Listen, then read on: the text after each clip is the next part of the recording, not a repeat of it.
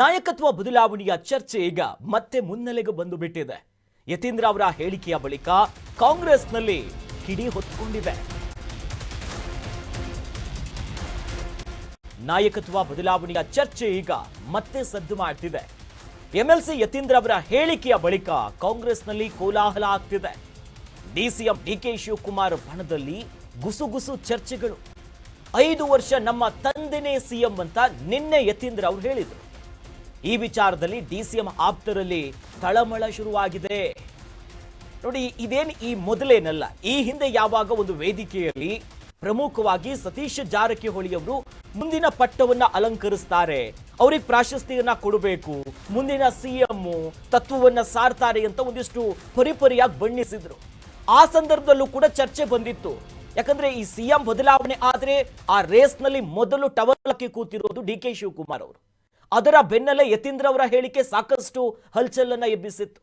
ಅದರ ಬೆನ್ನಲ್ಲೇ ಈಗ ಮತ್ತೆ ಯಾವಾಗ ನಿನ್ನೆ ಸ್ಟೇಟ್ಮೆಂಟ್ ಕೊಡ್ತಾರೆ 5 ವರ್ಷ ಸಿಎಂ ಸಿದ್ದರಾಮಯ್ಯನವರೇ ಮುಖ್ಯಮಂತ್ರಿ ಅಂತ, ನಮ್ಮ ಅಪ್ಪಾಜಿಯವರೇ ಮುಖ್ಯಮಂತ್ರಿ ಅಂತ, ಇದರ ಬೆನ್ನಲ್ಲೇ ಡಿಸಿಎಂ ಡಿಕೆ ಶಿವಕುಮಾರ್ ಅವರ ಆಪ್ತ ವಲಗೆ ಏನಿದೆಯಲ್ಲ, ಇವ್ರಿಗೆಲ್ಲ ತಳಮಳ ಶುರುವಾಗಿದೆ. ಅಂದ್ರೆ ನಿನ್ನೆ ಕೊಡುವಂತ ಹೇಳಿಕೆ ಕೊಡೋ ಸಂದರ್ಭದಲ್ಲಿ ಹೇಳಿದ್ರು ನೋಡಿ, ಸೆಟಲ್ಡ್ ವಿಚಾರ ಅಂತ. ಈ ವಿಚಾರಕ್ಕೆ ಡಿಸಿಎಂ ಡಿಕೆ ಶಿವಕುಮಾರ್ ಅವರು ಮಾರ್ಮಿಕವಾಗಿನೇ ನಿನ್ನೆ ತಿವಿದಿದ್ರು. ಏನ್ ಹೇಳಿದ್ರು? ಯತೀಂದ್ರ ಅವರೇ ನಮ್ಮ ಹೈಕಮಾಂಡ್, ನಾವು ಅದನ್ನ ಸ್ವೀಕರಿಸ್ತೀವಿ, ಸ್ವಾಗತ ಮಾಡ್ತೀವಿ ಅನ್ನೋದಾಗಿ ವ್ಯಂಗ್ಯವಾಗಿ ಮಾರ್ಮಿಕವಾಗಿನೇ ಅದಕ್ಕೆ ಅಂದ್ರೆ ಡೈರೆಕ್ಟ್ ಆಗಿ ಸ್ಟೇಟ್ಮೆಂಟ್ಗಳನ್ನ ಕೊಡೋದಕ್ಕಾಗಲ್ಲ. ಯಾಕಂತಂದ್ರೆ ಕೆಪಿಸಿಸಿ ಅಧ್ಯಕ್ಷರು, ರಾಜ್ಯದ ಸಿಎಂ ಬದಲಾವಣೆ ಆಗಿದ್ದೇ ಆದಲ್ಲೇ ಅಲ್ಲಿ ಕೂತ್ಕೊಳ್ಳೋದು ಇವರೇ ಅನ್ನುವಂತ ದೊಡ್ಡ ಮಟ್ಟದ ಜಟಾಪಟಿ ಆಗ್ತಿದೆ. ಒಟ್ನಲ್ಲಿ ಈಗ ಡಿಕೆ ಶಿವಕುಮಾರ್ ಅವರ ಬಣದಲ್ಲಿ ಮತ್ತೆ ಗುಸುಗುಸು ಚರ್ಚೆಗಳು ಆರಂಭ ಆಗಿದೆ. ಇದೀಗ ದೆಹಲಿಯ ಅಂಗಳಕ್ಕೆ ತಲುಪಿದೆ. ಈಗಾಗಲೇ ವಿಚಾರಗಳು ಹೈಕಮಾಂಡ್ ನಾಯಕರು ಕರೀತಾರಾ, ಮಾತನಾಡಿಸ್ತಾರಾ, ಅಥವಾ ಬಜೆಟ್ಟಿನ ಮುನ್ನವೇ ರಾಜ್ಯದಲ್ಲಿ ಬದಲಾವಣೆಯ ಕ್ರಾಂತಿ ಆಗುತ್ತಾ? ಸಿದ್ದರಾಮಯ್ಯನವರಂತೂ ತಮ್ಮ 17ನೆಯ ಬಜೆಟ್ಗೆ ರೆಡಿ ಆಗಿದ್ದಾರೆ. ಮತ್ತೊಂದು ಅಪ್ಡೇಟ್ ಇದೆ, ಗಮನಿಸ್ತಾ ಹೋಗೋಣ. ಬಜೆಟ್ ನಂತರ ಸಿಎಂ ಬದಲಾವಣೆ ನಿರೀಕ್ಷೆಯಲ್ಲಿ ಡಿಕೆ ಶಿವಕುಮಾರ್ ಅವರ ಬಣದ ನಾಯಕರಿದ್ದಾರೆ. ಈಗ ತಮ್ಮ ನಿರೀಕ್ಷೆಗಳೆಲ್ಲ ತಲೆ ಕೆಳಗಾಗುವಂತ ಆತಂಕ ಅವರಿಗೆ. ಮತ್ತೆ ಡಿಕೆಶಿ ಪರ ಧ್ವನಿಯನ್ನ ಎತ್ತುವುದಕ್ಕೆ ಕೆಲ ಶಾಸಕರು ಮುಂದಾಗಿದ್ದಾರೆ. ಕೆಲವು ಶಾಸಕರು ವಿವಾದವನ್ನ ಬೇಡ ಅಂತ ಸೈಲೆಂಟ್ ಆಗಿದ್ದಾರೆ. ಇನ್ನು ಮಾತನಾಡಿ ಸಿಎಂ ವಿರೋಧಕ್ಕೆ ಗುರಿಯಾಗುವುದೇ ಒಂದು ರೀತಿ ಒಂದು ಜಾಣತನ. ಇತ್ತ ಸಿಎಂ ಬಣದಿಂದಲೂ ಕೂಡ ಸಾಲು ಸಾಲು ಸಭೆಯಾಗ್ತಿದೆ. ಒಳಗೊಳಗೆ ಸಮುದಾಯಗಳನ್ನ ಈ ಜಾಗೃತಗೊಳಿಸೋದಕ್ಕೂ ಕೂಡ ಸ್ಕೆಚ್ ಆಗ್ತಿದೆ. ನಮ್ಗೆ ಗೊತ್ತು, ಯಾಕಂತಂದ್ರೆ ಅಹಿಂದ ನಾಯಕರು ಒಬ್ರು, ಮತ್ತೊಂದು ಕಡೆಯಲ್ಲಿ ಕನಕಪುರ ಬಂಡೆಯಾಗಿ ತಮ್ಮ ಸಮುದಾಯದ ಮೂಲಕವಾಗಿನೇ ಬಹಳಷ್ಟು ಕಸರತ್ತುಗಳನ್ನ ಮಾಡ್ತಿದ್ದಾರೆ ಅನ್ನೋದು ಕೂಡ ಗೊತ್ತು.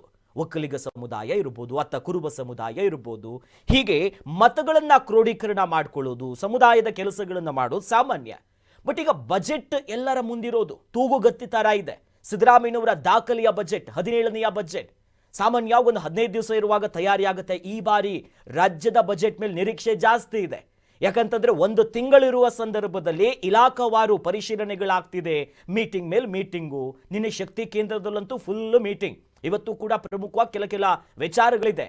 ಹಾಗಾಗಿ ಡಿಕೆ ಶಿವಕುಮಾರ್ ಅವರ ಬಣಕ್ಕೀಗ 5 ವರ್ಷ ಸಿಎಂ ಅಂತ ಮತ್ತೆ ಯತೀಂದ್ರ ಅವ್ರು ಹೇಳಿದ್ರಲ್ಲ, ಈಗ ಒಂದ್ ರೀತಿ ಆತಂಕ. ಧ್ವನಿ ಎತ್ತಿದ್ರೆ ಮತ್ತು ವಿವಾದ ಆಗಿಬಿಡುತ್ತೆ. ಹೈಕಮಾಂಡ್ ನಾಯಕನ ಕೆಂಗಣ್ಣಿಗೆ ಗುರಿ ಆಗ್ಬಿಡ್ತೀವಿ, ಸಿದ್ದರಾಮಯ್ಯನವರ ಈ ಕೆಂಗಣ್ಣಿಗೆ ನಾವು ಗುರಿ ಆಗ್ಬಿಡ್ತೀವಿ ಅಂತ ಕೆಲವರು ಸೈಲೆಂಟ್ ಆಗಿದ್ದಾರೆ. ಆದರೆ ಇನ್ನೂ ಕೆಲವರು ಆರಂಭಿಕದಿಂದ ನಾವು ನೋಡ್ತಾ ಇದ್ವಿ, ರಾಮನಗರದ ಶಾಸಕರು, ಕುಣಿಗಲ್ಲಿನ ಶಾಸಕರು, ಜೊತೆಲಿ ಅನೇಕರು ರಕ್ತದೆಲ್ಲ ಬರ್ಕೊಡ್ತೀವಿ, ಅವರೇ ಮುಂದಿನ ಸಿಎಂ, ಅಸಮಾಧಾನವನ್ನ ಹೊರಗಾಗ್ತಾನೆ ಇದ್ರು.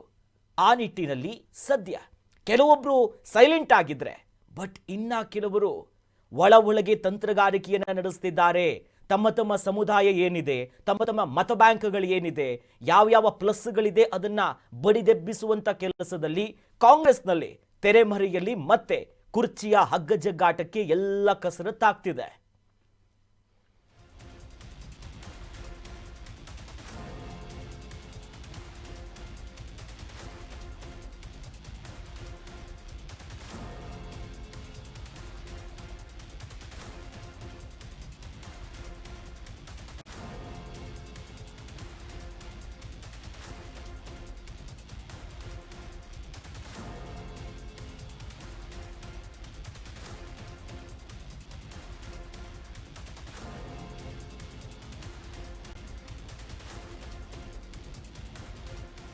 ಎಸ್ ಈ ಬಗ್ಗೆ ಹೆಚ್ಚಿನ ಡೀಟೇಲ್ಸನ್ನು ಪಡ್ಕೊಳ್ಳೋಣ. ನಮ್ಮ ಪ್ರತಿನಿಧಿ ಪೊಲಿಟಿಕಲ್ ಬ್ಯೂರೋ ರಿಪೋರ್ಟರ್ ಅಭಿಷೇಕ್ ದೂರವಾಣಿ ಸಂಪರ್ಕದಲ್ಲಿ ನಮ್ಮ ಜೊತೆ ಜಾಯ್ನ್ ಆಗಿದ್ದಾರೆ. ಅಭಿಷೇಕ್, ಸದ್ಯ ಈ ಇಷ್ಟು ದಿನ ಸ್ವಲ್ಪ ಮಟ್ಟಿಗೆ ಸೈಲೆಂಟ್ ಆಗಿತ್ತು ಕಾಂಗ್ರೆಸ್ನಲ್ಲಿ, ಈಗ ಮತ್ತೆ ಕುರ್ಚಿ ವಿಚಾರಕ್ಕೆ ಸಂಬಂಧಪಟ್ಟಂತೆ ಅದರಲ್ಲೂ ಕೂಡ ಯತೀಂದ್ರ ಅವರು ಯಾವಾಗ ಹೇಳಿಕೆ ಕೊಟ್ಟರು ಮತ್ತೆ ಹಲ್ಚಲ್ ಶುರುವಾಗಿದೆ. ಸದ್ಯ ಏನೆಲ್ಲ ಡೆವಲಪ್ಮೆಂಟ್ಸ್ ಇದೆ ಕಾಂಗ್ರೆಸ್ ವಲಯದಲ್ಲಿ ಅಂತ? ಅಖಿಲೇಶ್, ಖಂಡಿತ ಒಂದು ಕಡೆ ರಾಜ್ಯ ಕಾಂಗ್ರೆಸ್ ವಲಯದಲ್ಲಿ ಇದೀಗ ಮತ್ತೆ ಕುರ್ಚಿ ಜಟಾಪಟಿ ಮತ್ತೆ ಮುನ್ನೆಲೆಗೆ ಬಂದಿದೆ. ಅದ್ರಲ್ಲೂ ಕೂಡ ಸ್ವತಃ ಸಿಎಂ ಸಿದ್ದರಾಮಯ್ಯ ಪುತ್ರ ಆಗಿರ್ತಕ್ಕಂಥ ಯತೀಂದ್ರ ಅವರು ಈ ಒಂದು ಹೇಳಿಕೆ ಕೊಟ್ಟಿರುವಂತದ್ದು ಎಲ್ಲೊಂದ್ ಕಡೆ ಡಿಸಿಎಂ ಡಿ.ಕೆ. ಶಿವಕುಮಾರ್ ಮತ್ತು ಅವರ ಒಂದು ಆಪ್ತ ನಾಯಕರಿಗೆ ಒಂದಷ್ಟು ಇರಿಸು ಮುರುಸುಗೆ ಕಾರಣ ಆಗಿದೆ. ಯಾಕಂತಂದ್ರೆ ಮನ್ರೇಗಾ ವಿಚಾರವಾಗಿ ವಿಶೇಷ ಅಧಿವೇಶನ ಕರೆಯಲಾಗಿತ್ತು. ಆ ಒಂದು ಸಂದರ್ಭದಲ್ಲಿ ಸಚಿವರ ಒಂದು ಪ್ರತ್ಯೇಕವಾದಂತಹ ಒಂದು ಮೀಟಿಂಗ್ ಕೂಡ ಆಗುತ್ತೆ. ಆ ಒಂದು ಸಂದರ್ಭದಲ್ಲೂ ಕೂಡ ಎಲ್ಲೊಂದ್ ಕಡೆ ದಲಿತ ಸಿಎಂ ಎಂಬ ಒಂದು ಕೂಗು ಕೂಡ ಕೇಳಿ ಬರುತ್ತೆ. ಅದಾದ ಬಳಿಕ ಯತೀಂದ್ರ ಅವರು ಈ ರೀತಿ ಹೇಳಿಕೆನ ಕೊಟ್ಟಿರುವಂತದ್ದು ಎಲ್ಲೊಂದ್ ಕಡೆ ಸಹಜವಾಗಿ ಡಿ.ಕೆ. ಶಿವಕುಮಾರ್ ಮತ್ತು ಅವರ ಒಂದು ಆಪ್ತರ ನಾಯಕರಿಗೆ ಇದು ಒಂದಷ್ಟು ಇರಿಸು ಮುರುಸುಗೆ ಕಾರಣ ಆಗಿದೆ. ಅದರಲ್ಲೂ ಕೂಡ ಹೈಕಮಾಂಡ್ ನಾಯಕರು ಏನೋ ಮುಂದಿನ 5 ವರ್ಷ ಅಂದ್ರೆ ಸದ್ಯಕ್ಕೆ ಈಗ 2 ವರ್ಷ ಸರ್ಕಾರ ಅಧಿಕಾರಕ್ಕೆ ಬಂದು 2 ವರ್ಷ ಆಗಿದೆ. ಮುಂದಿನ ಏನೋ ಟರ್ಮ್ ಆಗೋರ್ವರೆಗೂ ಸಿಎಂ ಸಿದ್ದರಾಮಯ್ಯ ಮುಖ್ಯಮಂತ್ರಿ ಆಗಿರ್ತಾರೆ.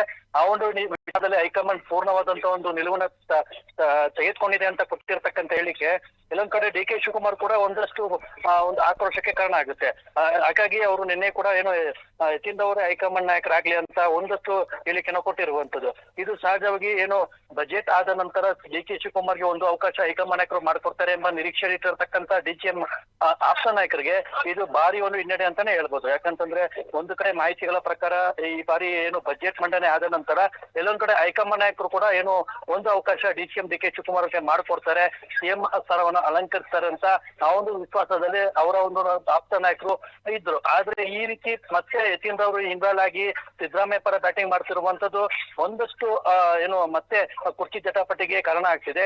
ಇದು ಹೈಕಮಾಂಡ್ ನಾಯಕರು ಯಾವ ರೀತಿ ಇದಕ್ಕೆ ಉತ್ತರ ಕೊಡ್ತಾರೆ, ಅದ್ರಲ್ಲೂ ಕೂಡ ಡಿ.ಕೆ. ಶಿವಕುಮಾರ್ ಮತ್ತು ಅವರ ಒಂದು ಆಪ್ತ ನಾಯಕರು ಯಾವ ರೀತಿ ಉತ್ತರ ಕೊಡ್ತಾರೆ ಒಂದ್ ಕಡೆ ನೋಡ್ಬೇಕು. ಇದಾಗ್ಲೇ ಬಸವರಾಜ್ ಶಿವಗಂಗ ಆಗಿರ್ಬೋದು, ಇಕ್ಬಾಲ್ ಹುಸೇನ್ ಆಗಿರ್ಬೋದು, ಸಂಕ್ರಾಂತ್ ಅಂದ್ರೆ ಬಜೆಟ್ ಆದ ನಂತರ ಡಿ.ಕೆ. ಶಿವಕುಮಾರ್ ಒಂದು ಅವಕಾಶ ಮಾಡ್ಕೊಡ್ತಾರೆ. ಈ ಕಳೆದ 2 ಬಾರಿ ನಾವು ಏನು ಟೈಮ್ ಕೊಟ್ಟಿದ್ವಿ, ಆ ಒಂದು ಟೈಮ್ ಮಿಸ್ ಮಾಡ್ಕೊಂಡಿದ್ವಿ. ಆದ್ರೆ ಈ ಬಾರಿ ಟೈಮ್ ಫಿಕ್ಸ್ ಆಗಿದೆ. ಯಾವುದೇ ಕಾರಣಕ್ಕೂ ಕೂಡ ಡಿ.ಕೆ. ಶಿವಕುಮಾರ್ ಸಿಎಂ ಸ್ಥಾನನ ಅಲಂಕರಿಸೋದ್ರಲ್ಲಿ ಯಾರು ಕೂಡ ತಪ್ಪಿಸೋದಿಲ್ಲ ಅಂತ ಒಂದು ಹೇಳಿಕೆ ಕೊಟ್ಟಿರುವಂತದ್ದು.